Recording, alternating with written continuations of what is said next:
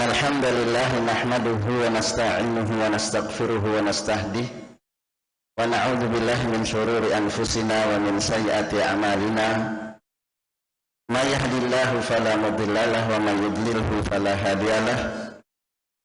Asyhadu an la ilaha illallah wahdahu la syarika lahu wa asyhadu anna Muhammadan 'abduhu wa rasuluhu alladzi la nabiyya ba'dah. Bapak-bapak, ibu-ibu, hadirin sekalian, kaum muslimin dan muslimah, jamaah salat maghrib Masjid Ar-Rahim yang dimuliakan Allah Subhanahu wa taala. Marilah kita bersyukur atas segala nikmat dan karunia yang telah Allah Subhanahu wa taala berikan kepada kita. Nikmat terbesar yang Allah berikan kepada kita adalah nikmat hidayah untuk menjadi pemeluk agama Islam. Karena itulah tidak ada doa yang paling sering kita minta kepada Allah Subhanahu wa taala kecuali agar kita tetap berada di jalan yang lurus. Ihdinas siratal mustaqim. Ya Allah, beri kami hidayah ke jalan yang lurus. Nah, oleh karenanya nikmat berupa nikmat iman dan nikmat Islam ini harus betul-betul bisa kita syukuri. Karena keseluruhan nikmat yang sudah Allah Subhanahu wa taala berikan kepada kita tidak ada yang gratis. Ya. Semua nikmat itu akan dimintai tanggung jawab.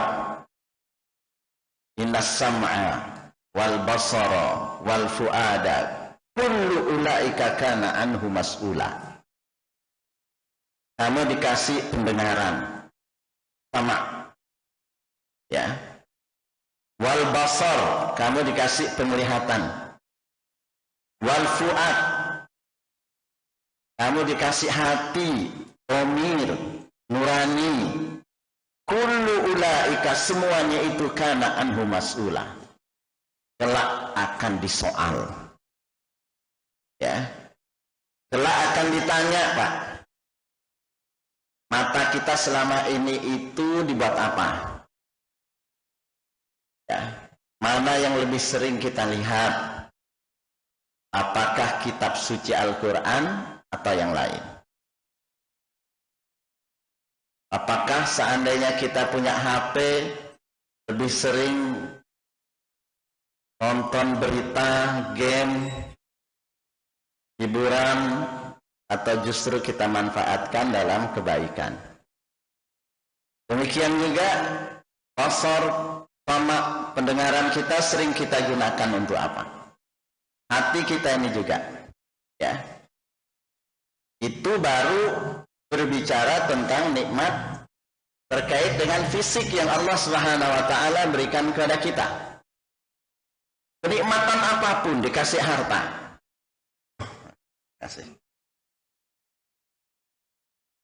Kasih harta, kasih pangkat, kasih jabatan, kasih kesehatan, dikasih kesempatan. Ya, ni'matani maghdunun fihima katsirun minan nas.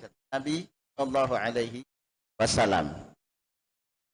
Ya, ada dua nikmat yang sering sekali manusia tertipu.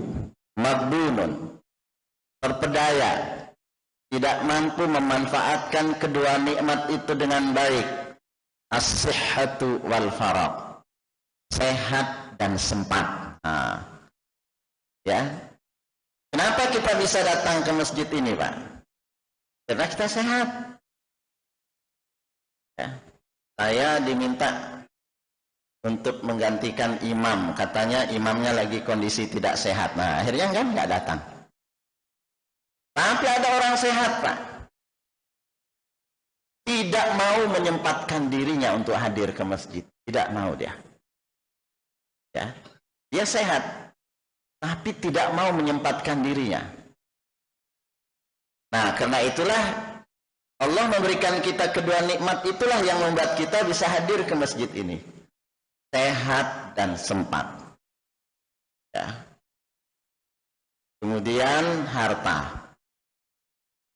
Min aina iktasabah wa fima anfaqah, kata Nabi. Harta itu nanti dua hal akan dihisab. Dari mana sumbernya? Dan kemana engkau salurkan? Nah, ya. Jadi dua-duanya diperiksa. Karena itu orang yang dikasih kenikmatan di dunia, ya, hisabnya jauh lebih berat, Pak, dibandingkan orang yang tidak atau minim diberikan nikmat selama hidup di dunia ini. Ya. Bapak Ibu dikasih karunia anak. Ditanya nanti, anaknya soleh nggak, solehah nggak? Selama ini disuruh sholat nggak? Suruh ngaji nggak? Tapi ada orang yang nggak dikasih anak, Pak. Nggak ada hisapnya kan? Nggak ada hisapnya dia nggak punya anak. Dan kalau orang dikasih pangkat dan jabatan, sejauh mana engkau dengan pangkat dan jabatan itu memberi maslahat bagi umat, bagi Islam, bagi agama, bangsa, negara, masyarakat, lingkungan.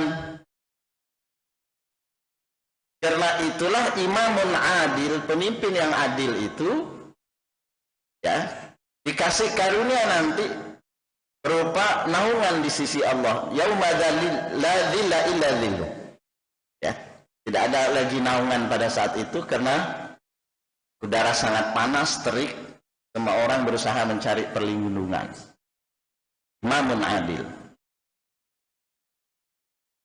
Dia bertanggung jawab terhadap 280 juta bangsa Indonesia. Nggak main-main, Pak. Yang semuanya akan menuntut haknya nanti. Malah ada haknya yang dilanggar, berat jadi pemimpin.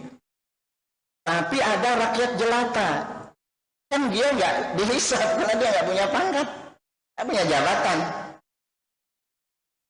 Demikian juga masalah harta.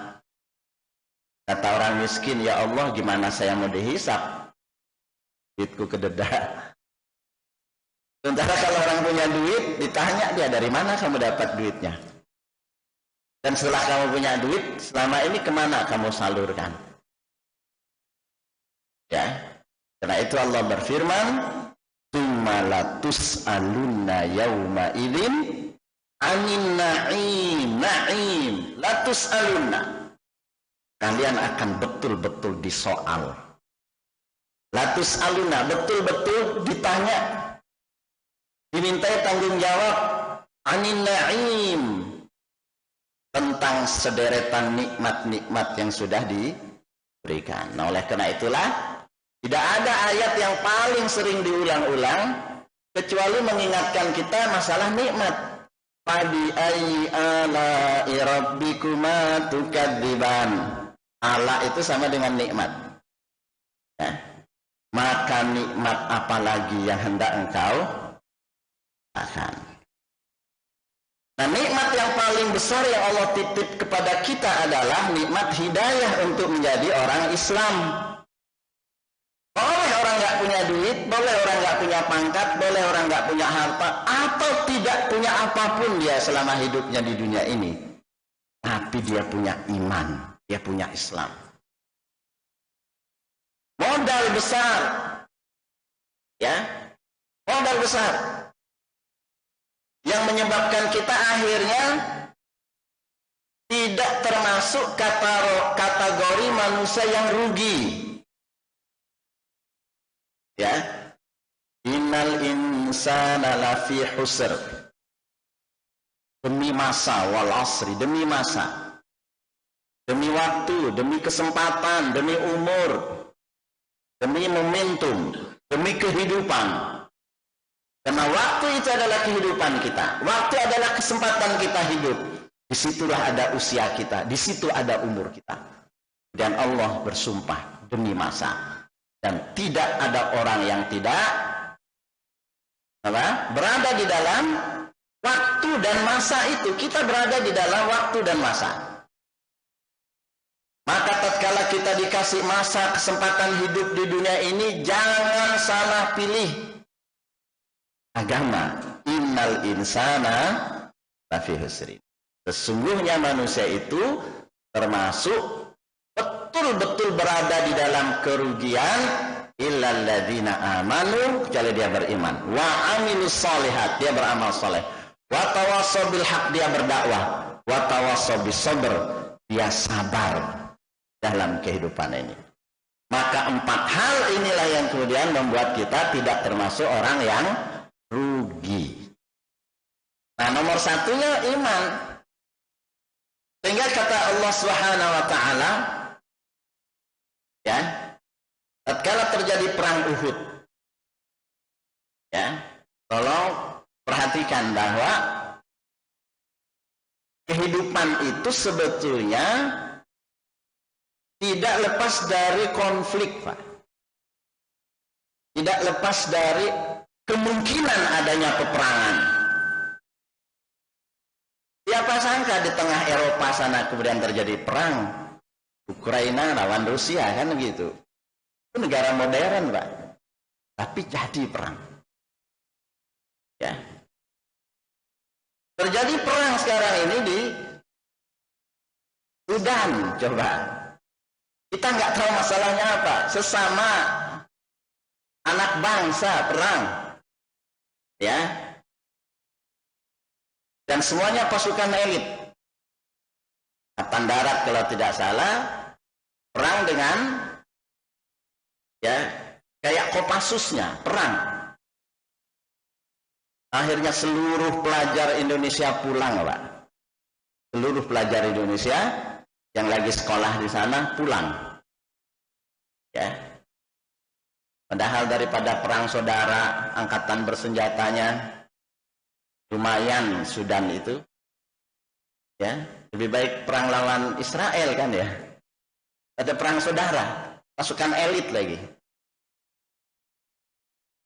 Potensi perang, berarti ada potensi perang di wilayah Afrika, ini Eropa, sekarang di Timur Tengah. Yang bisa punya potensi perang besar. Ya. Karena Amerika pasti bantu Israel. Pasti. Dan Prancis, Inggris, Jerman, coba. Negara Islam, ya masih apa? NATO. No action, talk only katanya. No action, gak ada itu. Tapi mengecam kan gitu. Bahkan satu negara, Emirat, sudah normalisasi, ya, dengan Israel. Ya, normalisasi. Karena itu dia mengecam serangan 7 Oktober itu. Ya, mengecam ke Emirat, negara terkaya, termasuk negara terkaya. Nah, jadi sekalipun kita dikasih anugerah berupa agama yang damai gitu ya, Islam yang rahmatan lil alamin, yang mana Allahnya berulang disebut dalam Quran Ar-Rahmanur Rahim, coba. Jadi harus jelas konsep di benak kita bahwa Islam itu memang bawa rahmat ya. Bukankah Allah yang kita sembah itu Ar-Rahmanur Rahim, pengasih dan penyayang. Tidak mungkin ajarannya itu membunuh orang. Itu Tuhan yang kita sembah, Ar-Rahmanur Rahim, pengasih dan penyayang. Bahkan beliau bersabda dalam hadis qudsi, Allah berfirman, Inna rahmati wasi'at ghadabi. Ya. Inna rahmatallahi qaribun minal muhsinin. Berulang-ulang.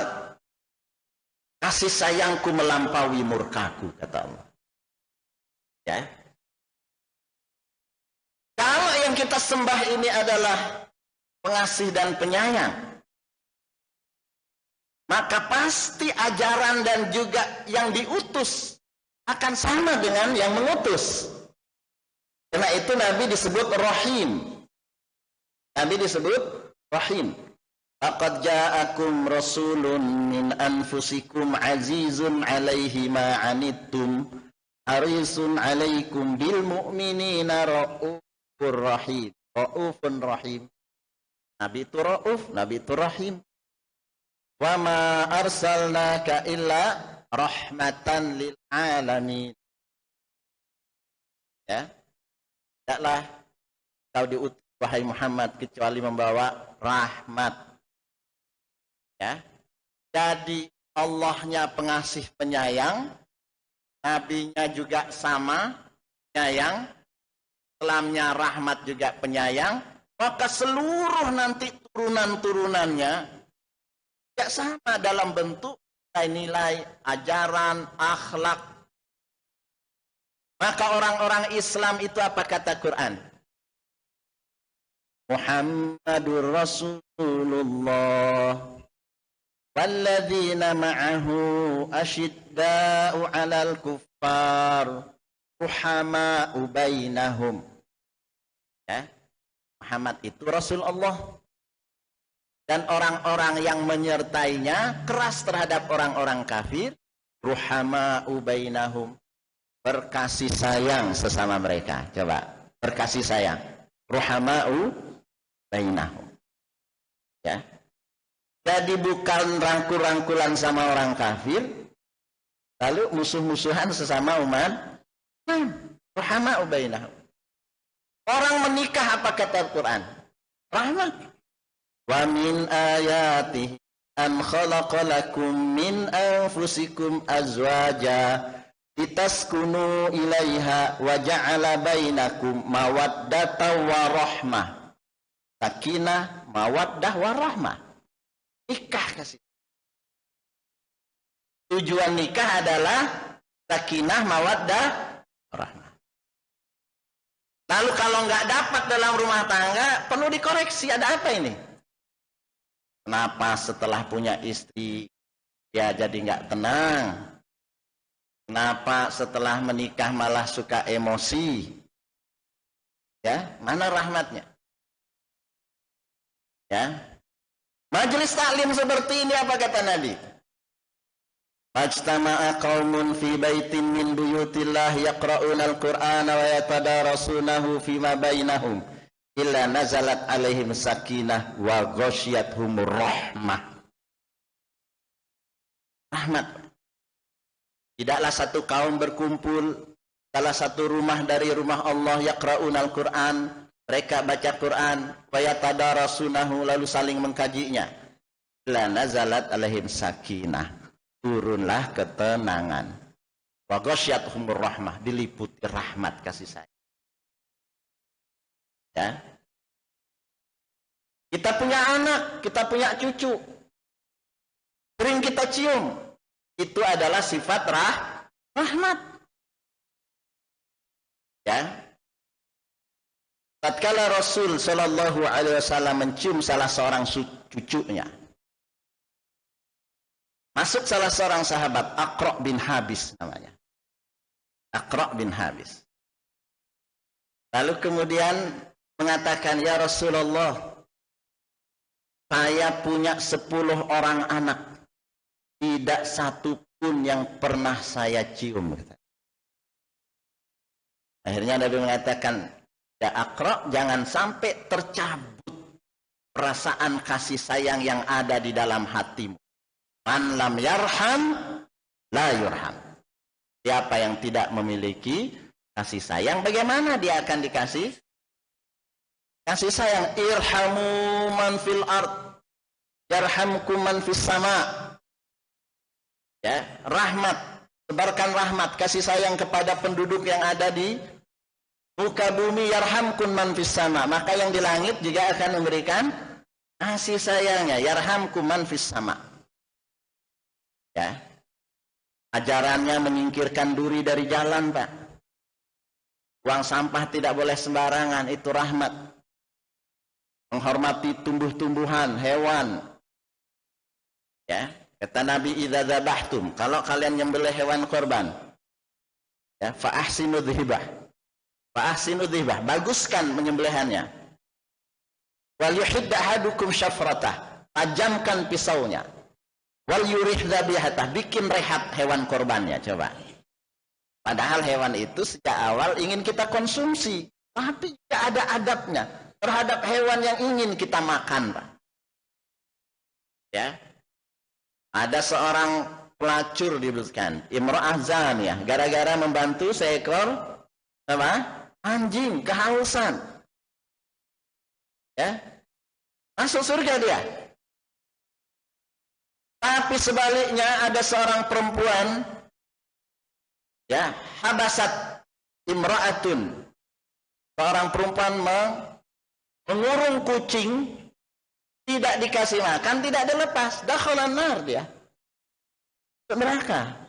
Jadi ada orang gara-gara bantu anjing masuk surga, tapi ada orang yang mengurung kucing tidak ngasih makan malah masuk neraka. Jadi bagaimana mungkin Islam itu lalu kemudian dituduh teroris? Ya, suka membantai orang. Kalau Islamnya benar kan begitu. Hewan saja diperlakukan seperti itu. Hewan saja kita perlakukan seperti itu. Nah, oleh karena itulah ditakdirkan perang tadi kita katakan.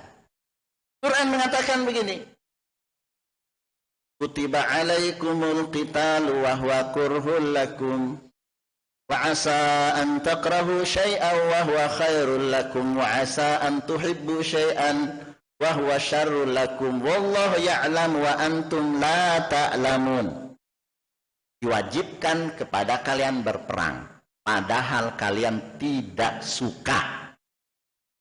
Tidak ada orang yang suka perang. Tapi Quran bilang kutiba, sama seperti kutiba alaikumusiyam, sama seperti puasa.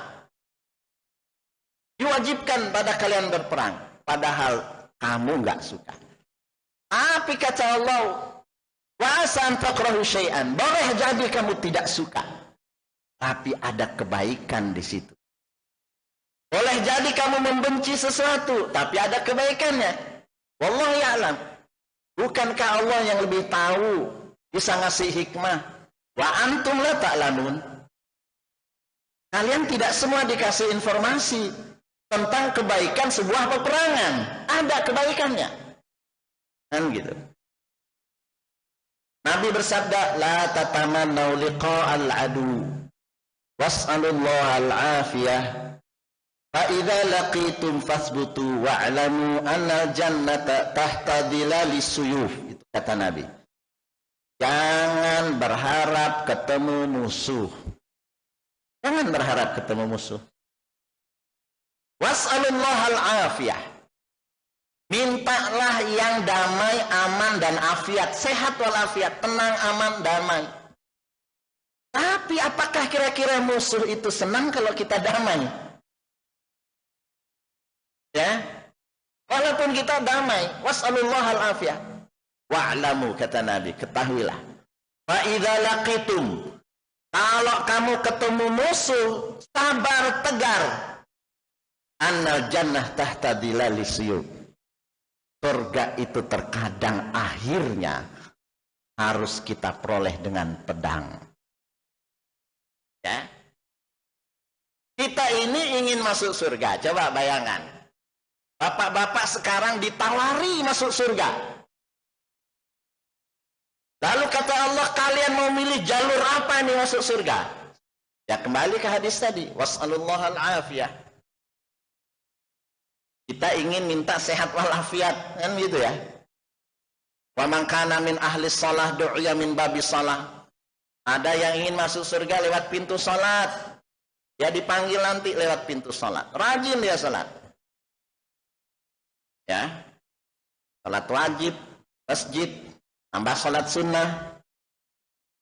Paham bacaannya, khusyuk, cari sop terdepan. Konsisten dia. Masuk surganya dia lewat salat. Wa man kana min ahli shadaqah du'ya min babis shadaqah. Dia ingin masuk pintu sedekah, dia nanti dipanggil dari pintu sedekah, rajin sedekah. Tidak ada celengan yang lewat kecuali dia isi. Setiap hari dia masuk masjid, tiap subuh pasti dia isi. Tidak ada orang yang datang mengajukan proposal ke rumahnya, pasti dikasih. Semua orang yang datang mengetuk pintu rumahnya meminta sesuatu, tidak pernah orang itu keluar dengan kecewa, berapapun. pintunya lewat sedekah. Nabi itu kalau orang datang minta tidak pernah dia nolak, Pak. Dia punya dia beri. Gak punya bagaimana? Jangan bertutur kata yang tidak baik. Quran mengatakan la tubtilu shadaqatikum bil manni wal adha. Jangan batalkan sedekahmu, ya, dengan man wal adha. Dia ngasih tapi nggak kotor omongannya, Pak. Ya. Qaulun ma'rufun khairun min shadaqatin yatba'uha adha. Perkataan yang baik lebih baik daripada sedekah tapi dengan cara yang enggak menyakiti hati orang yang minta. Datang lagi, dikasih, Pak, cuma omongannya kotor, nggak bagus. Batal sedekah orang yang seperti ini. Tapi kalau kemudian dia ikhlas, ru'ya min babis sedekah, pintu surganya lewat pintu khusus namanya pintu sedekah. Wa man kana min ahli siyam, ada yang pintunya lewat puasa, du'ya min babir rayyan, pintunya namanya ar-rayyan. Rayyan itu menghapus dahaga artinya. Wa man kana min ahlil jihad, du'ya min babil jihad, ada pintu khusus namanya babul jihad. Maka saudara-saudara kita yang di Palestina itulah yang sekarang dikasih anugerah oleh Allah Subhanahu wa taala. Karena itu lihatlah tegarnya mereka, karena mereka paham, mereka mengerti. Ini pintu yang sedang dipersembahkan kepada penduduk Palestina yang tidak diberikan kepada negara lain. Inilah pintunya. Kita nggak dapat pintu itu, kita hanya pintu yang lain, kan? Ini pintu sedang dibuka bagi mereka. Salah satu reporter, Pak, bercerita, nggak satu pun ada jenazah yang busuk. Berapa lama ini perang? Berapa banyak jenazah yang tertimbun di dalam? Ya, menyebarkan bau wangi. Bahkan ada satu yang memegang jenazah yang sudah 3 hari. Ya, berdarah masih basah, dipegang ini bau harumnya kemana-mana. Ini karomah yang Allah Subhanahu wa taala berikan kepada mereka. Mungkin kita bertanya, apa enggak konyol jumlah sedikit melawan jumlah yang besar? Coba perhatikan sejarah Islam. Nabi itu pernah perang melawan pasukan Romawi, ya, dalam perang Mu'tah tahun ke-8 Hijriah. Ya, itu jumlah umat Islam 3.000, lawannya 200.000, Pak. Nabi masih ada. Setelah Nabi wafat, masih terus berlanjut peperangan dengan orang-orang Romawi. Disiapkanlah bala tentara oleh khalifah selanjutnya Abu Bakar. Tapi perang itu terjadi pasca wafatnya Abu Bakar di zaman awal pemerintahan Umar bin Khattab. Namanya Perang Yarmuk. Jumlahnya katakan 20.000, ada yang mengatakan 40.000. Taruhlah kita ambil yang paling besar 40.000. Tapi berapakah jumlah pasukan Romawi? 240.000. Tidak mundur. Ya, tidak mundur. Tatkala pasukan dikepung dalam Ahzab, yang akhirnya kita kenal dengan istilah perang parit, perang Khandaq. Ya. Madinah dikepung habis. Madinah dikepung habis. Pasukannya adalah pasukan musyrikin Mekah 4.000. Ya, lalu kemudian diprovokasi oleh orang Yahudi. Datang jauh dia dari Madinah, memprovokasi orang Arab, kabilah-kabilah yang lain, selain orang Mekah. Berkumpullah 10.000 orang. Itulah yang kita kenal dengan Ahzab. Ahzab itu kelompok-kelompok koalisi. Koalisi kufur bersatu untuk menyerang kota Madinah. Penduduk Mekah 4.000, kabilah-kabilah, banyak ini kabilahnya, ya. Kemudian orang Yahudi dari dalam plus orang munafik, coba. Kelompok Ahzab, sampai Allah menurunkan surah Al-Ahzab yang artinya kelompok-kelompok ini. Disitulah kemudian Allah Subhanahu wa taala berfirman yang sering dibaca waktu bulan Maulid.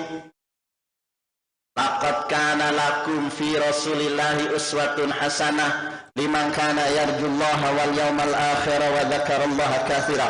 Konteksnya konteksnya adalah sungguh terdapat pada diri Nabi itu suri teladan yang tidak pernah takut melawan berapapun jumlah musuhnya. Gitu memahami ayatnya.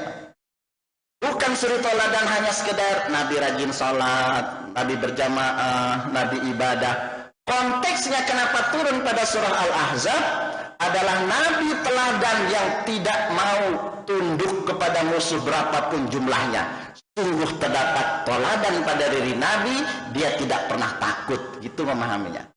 Karena pada saat itu Nabi sedang dikepung, turunlah ayat itu. Tapi bagi siapa yang bisa melakukan itu? Liman kana yarjullaha wal yawmal akhir. Orang yang jelas perjuangannya mengharap ridha Allah, berharap berjumpa dengannya. Wa dzakarallaha katsira, zikirnya sangat banyak. Orang-orang seperti inilah yang kemudian mampu meneladani Rasul sallallahu alaihi wasallam. Tatkala dalam perang Uhud meninggal sebagian umat Islam sebagai syuhada. Orang-orang kafir juga ada yang meninggal. Lalu disebarkanlah pada saat itu Nabi terbunuh.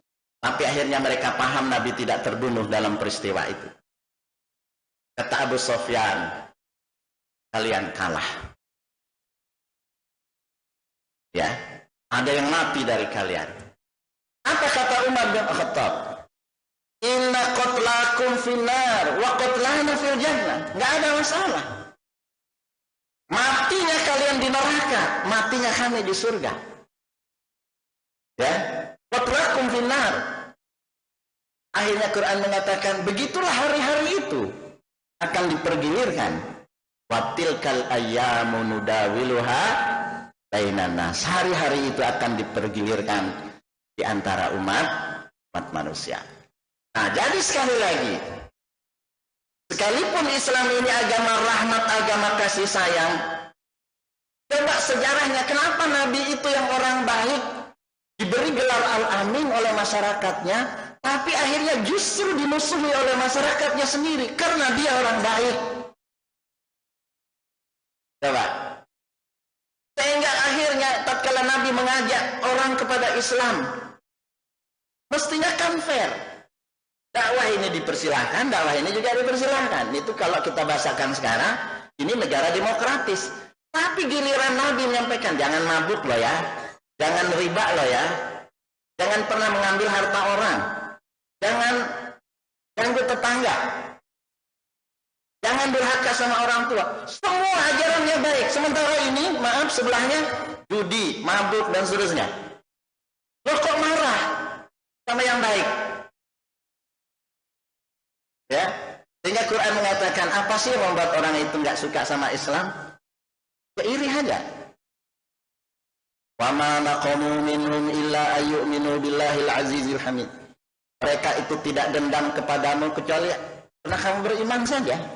Akhirnya orang-orang Islam yang baik-baik ini tidak bisa menjaga dirinya, disuruhlah hijrah Habasyah pada saat itu. Sampai di Habasyah ditanya. Waktu itu jubirnya Ja'far, ya, kakaknya Ali bin Abi Thalib, Ja'far bin Abi Thalib, jadi jubirnya berbicara di hadapan Raja Najasyi. Apa masalahnya sampai kalian kok sampai hijrah jauh-jauh ke Ethiopia? Apa katanya? Inna ahla jahiliyah. Kami ini penduduk jahiliyah. Na'budul asnam. Kami nyembahnya nggak jelas, kami nyembah patung. Wa na'til fawahish. Kami biasa melakukan kekejian. Nakulul maitah, makanan kami bangkai. Wa naqtul arham, kami suka memutuskan silaturahim. Nusi'ul jiran, tetangga kami ganggu. Al-qawiyyu minna ya'kul ad-da'if, yang kuat menindas yang lemah. Disebutkan semua keburukan-keburukan. Hatta atana Nabi sallallahu alaihi wasallam. Di tengah kami kondisi jahiliyah seperti ini, datanglah Nabi. Na'rifuhu, kami tahu dia. Na'rif nasabahu, kami tahu siapa turunannya. Jelas orangnya, jelas turunannya. Ya, bahasa sekarang jelas juga ijazahnya misalkan. Kami tahu itu, sekarang jelas tahu semuanya. Ma'rif amanah, tahu dia amanah, dia jujur, amarana bisidqil hadis. Dia perintahkan kami untuk berlaku jujur, berbuat baik terhadap tetangga. Kami akhirnya berubah menjadi baik, dimusuhi kami ini. Lalu kami nggak mampu melawan, akhirnya kami hijrah atas perintah Nabi. Nah, sebutkan ya, musuh orang baik itu adalah Yahudi. Itu sejak awal disebutkan oleh Allah Subhanahu wa taala. Allah berfirman, "La tajidanna asyaddan nasi adawatan lil ladzina amanu al-yahud wal ladzina asyraku." Sungguh benar-benar engkau dapati wahai Muhammad. Kata sampai ada lamut taukid, nuntun taukid. Sungguh pasti engkau dapatkan orang yang paling keras permusuhannya kepada orang-orang yang beriman adalah Yahudi dan orang-orang musyrik. Itu disebutkan permusuhan sejak awal. Nabi itu bikin perjanjian di Madinah agar damai negaranya. Diikatlah dalam bentuk piagam Madinah. Kalau Madinah diserbu, yang bela negara itu tolong jangan hanya orang Islam. Ada orang agama-agama lain, silahkan bantu. Kalau kita konflik, bagaimana mendamaikan? Kan begitu. Dibuatlah perjanjian dalam bentuk piagam Madinah. Dikhianati. Berapa kali Nabi ingin dibunuh? Nabi diracun. Nabi disihir, coba. Sihir Nabi, Pak. Cari caranya, gimana caranya? Semuanya dilakukan oleh orang Yahudi. Karena itulah dia terkutuk dunia dan akhirat. Sekarang dunia mengutuk, Allah pun sudah mengutuk. Terakhir saya bacakan, lu'inal ladzina kafaru min bani Israil ala lisani Dawud wa Isa bin Maryam dzalika bima asaw wa kanu ya'tadun. Telah dilaknat orang-orang kafir dari bani Israel lewat lisan Nabi Daud dan Isa. Yang demikian itu disebabkan mereka durhaka dan selalu melampaui batas. Disebutkan oleh Ibnu Abbas, mereka terlaknat di dalam kitab-kitab Samawi, Injil, Taurat, Zabur dan Quran. Bangsa ini memang sejak lama terlaknat. Sekarang dunia melaknat mereka, dan kita doakan semoga saudara-saudara kita di Palestina diberi kesabaran, keteguhan, diberikan juga syuhada mereka, ya, diberikan kasih sayang oleh Allah Subhanahu wa taala, dan mari kita perbanyak doa kita dan menyebarkan informasi yang benar dan keberpihakan kita terhadap mereka. Mudah-mudahan ini yang akan menjadi hujjah kita di hadapan Allah Subhanahu wa taala tatkala kita ditanya, wahai bangsa Indonesia, apa yang sudah engkau lakukan terhadap saudara di Palestina? Maka kita mengatakan minimal kami sudah mendoakan dan menginformasikan berita keberpihakan kita kepada seluruh dunia. Subhanakallahumma wa bihamdik, asyhadu an la ilaha illa anta astaghfiruka wa atubu ilaik. Wassalamualaikum warahmatullahi wabarakatuh.